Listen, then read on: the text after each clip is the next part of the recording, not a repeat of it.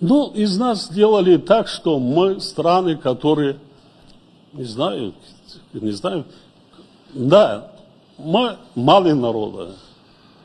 Нас не 100 миллионов, не 200 миллионов, но у нас есть история, культура, мы любим.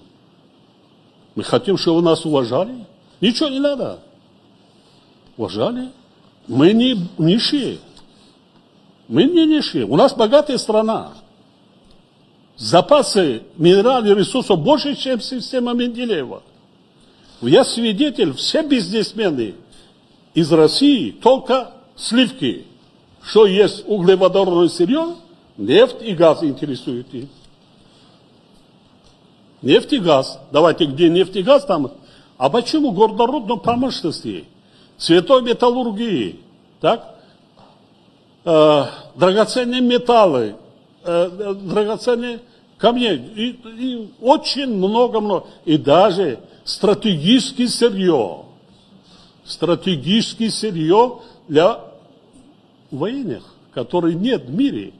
Я вам рассказывал, когда вы были у меня, по запасам Таджикистан занимает первое место. Никого не интересует.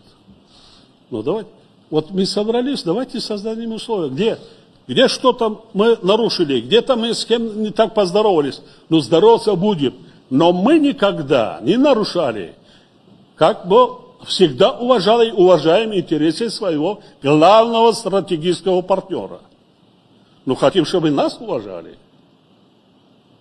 Мы хотим, чтобы наравне с африканскими странами, мы видим, с другими странами. А что, мы какие-то чужеземцы или какие-то самые, что ли?